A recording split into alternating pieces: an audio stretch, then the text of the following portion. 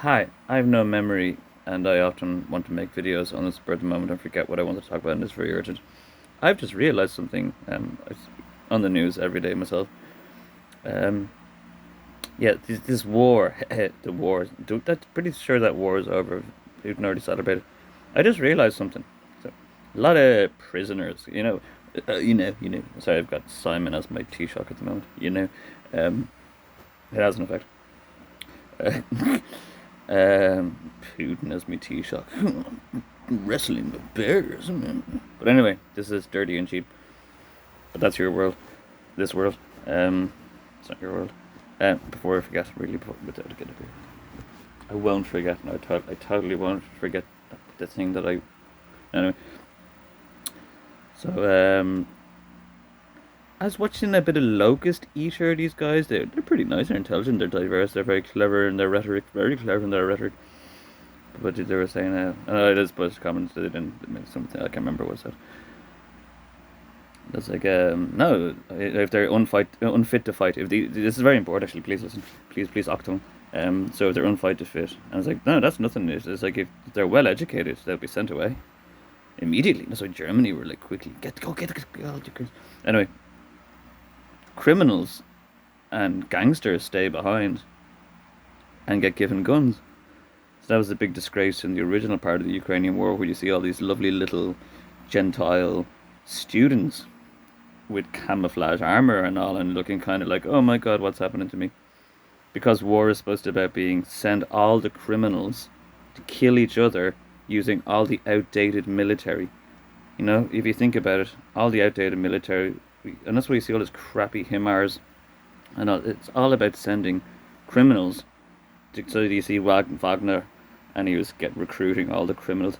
But I just realized Russia and Ukraine have probably run out of criminals. And that's why you see so many NATO states or NATO countries at the moment sending troops to Ukraine. They're socially screening the world. They're killing all the criminals. They're just going to give them badges and gun there. I always said, well, one of my favorite things that I said is a good war is like very keen, very rich sense of humor. A good war is when everybody effectively kills each other. And then you bring the last remaining soldier into a room and you give him the biggest badge of all time. And then you shoot him in the head. Whole thing mopped up. Yeah, so that's what's happening. That's why there's NATO countries, they're all sending their criminals.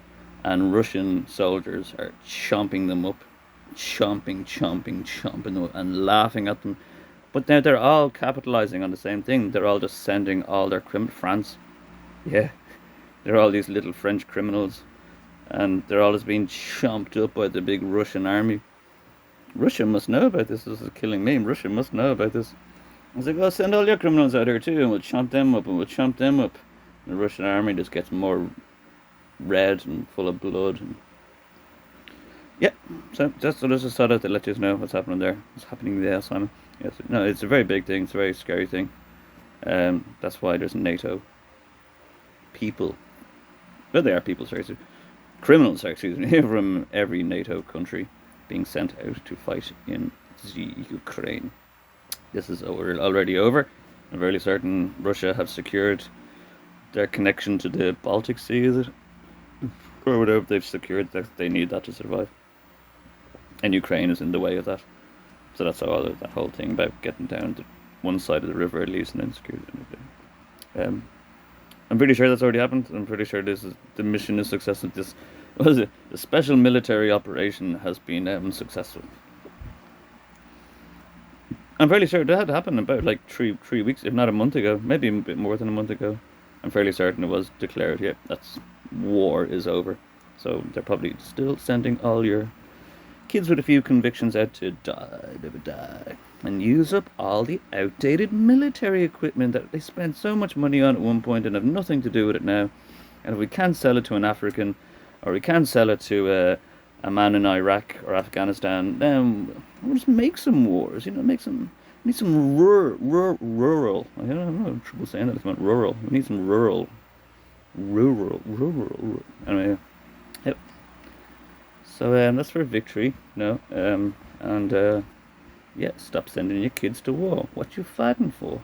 You're supposed to pay them to get along. You know, when they start making you kill each other for them, you're supposed to fire them. It's like, no, no, no, we'll just fire you instead of going to war. That's how you deal with war. You just fire the presidents that are going to war. It's like, no, sorry, we pay you to get along. We'll hire loads of lesbian book club middle-aged 56-year-old women and from every country and just let them get along because the boys just have their big maps, don't they? Like I was just thinking about it, you know, if I was the president, if I was your man, I was like, I need a big global map with loads of twinkly lights on it, man. I want statistics. I want to see who's vulnerable. I want to, you know, I just want, and everybody's the same, you know, and they all have these big maps, and it starts this rhetoric drama, and this inertia like starts to develop, where you just get the lesbian book club, and you just pay that they won't even take as much money, and they'll all get along because that's what they're supposed to do is you pay them to get along, and when they fail to get along, cut off their heads, you know. And the French are kind of all right. Yeah, protesting. That's what the French do great. That's the only reason I like the French. Mercy for the French, because they're good at anyway protesting. And so yeah, that sounds like the kids of war. What you fighting for? Your balls are going to drop off soon, and then you're going to really wonder why you're even fighting in the first place. What you fighting for, bro?